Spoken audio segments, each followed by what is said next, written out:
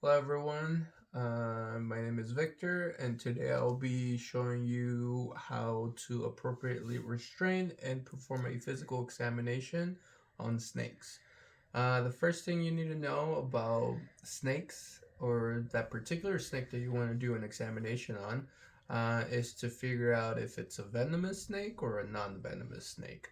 After you end up figuring out what type of snake you're going to be dealing with, if it ends up being at our general practice or so on, and that snake has an owner, you want to get a full history about that snake to figure out what could be potentially going on or why the reason of the visit. So, pretty much the chief complaint.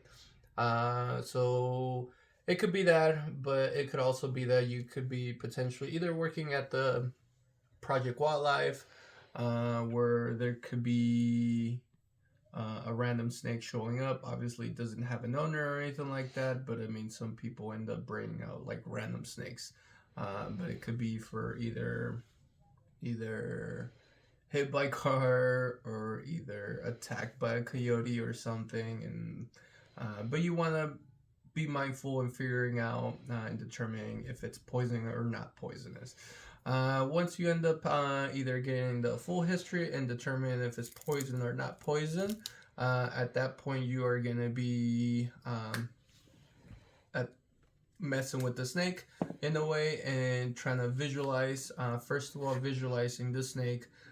Sometimes the snakes they could be coming in a pillowcase. This is where my snake is at right now at the moment. They could come in just like tied up, just making sure the snake doesn't come out. They can still breathe in there, so it's perfectly fine as is. Sometimes they end up coming in a nice box. If it's a box that you could see through the plastic ones, you can visualize the snake and try to see if you get see any abnormalities or what you're looking for.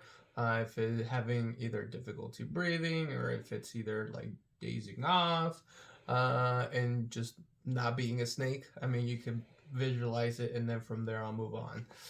So now that you have visualized the snake, in this case, like I said, my particular snake is inside of the pillowcase. So now you want to grab your supplies. In this case, since I know for a fact my snake in here is not a poisonous snake, I just want to go ahead and grab some nylon gloves. If it happened to be a snake that is poisonous, you definitely want to grab either those hook sticks that eventually it's kind of like an extension of your arm, and that gives a distance for you not to get either bit by a poisonous snake. But you can grab those, and you can also use thick leather gloves. That is another type of protection. But the reason for myself using nylon gloves in this case is for me not to transmit any type of diseases to the snake, and the snake, same thing, not to transmit anything to myself. Also, snakes, they're very sensitive when it comes to like oils, perfumes, and such. So that's why having a little bit of protection to protect the snake is the best thing. Okay. Now, as I mentioned before, my snake is inside of the pillowcase. You want to go ahead and dump the snake. If you already know that it's not poison, dump the snake and visualize the head. Once you know where the head is at, always keep an eye on the head. But if you know that the snake, it's not like those aggressive, non-poisonous snakes, um, you can go ahead and start like you don't need to restrain, go like full on crazy mode and try to like hold on the head and like pretty much put them on a chokehold in a way.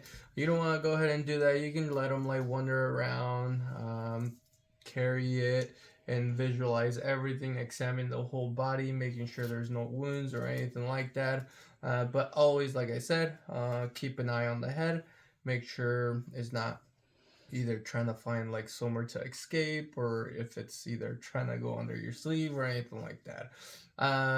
So at this point, I mean, we're to visualize the snake. The reason for the visit is because we were gonna do some blood sample. If we're gonna do blood sample, most of the times, as mentioned before, We want to go ahead and do the coccygeal, the ventral coccygeal vein, which is located in the back of the, obviously, of the snake. Two ways how you can do it. It all depends how the snake is, and it also depends how, if the snake could be either like an aggressive one. This is gonna be my little cylinder acrylic material. Something that you can do: grab the head of the snake and just start feeding it in. Once their head is like pretty much all the way in and you have an area to mess with, obviously this is going to be transparent, you're going to be able to see the snake all the way up.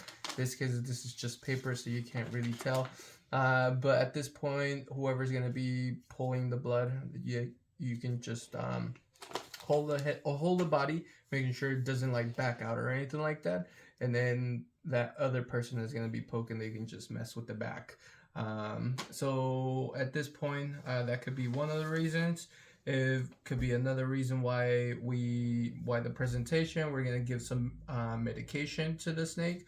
If someone's gonna be injecting some type of medication, usually there's rule of thumb, you want to split the snake into 3 sections, and you want to give it on the cranial side of the snake, so the first third of the section of the snake, and then, but make sure whoever's going to be restraining, appropriate way to restrain is using your thumb finger and your middle finger, grabbing both sides of the head, and then with your pointing finger, you want to go ahead and grab the top of the head.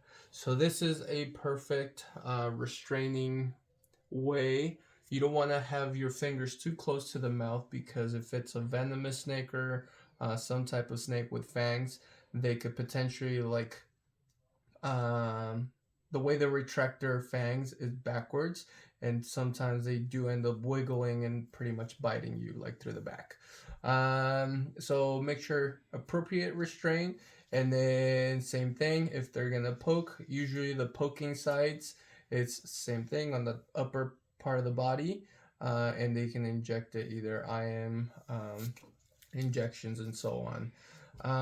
And then that should be pretty much it.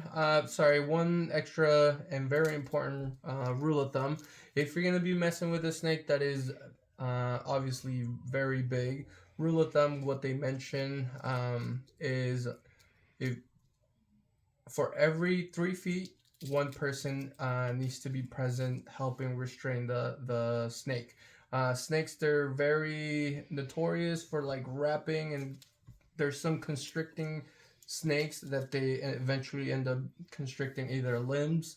They can do legs. They can, so sometimes if it's too big of a snake, you yourself is not going to be able to hold the head and try to uncoil the snake out of your body.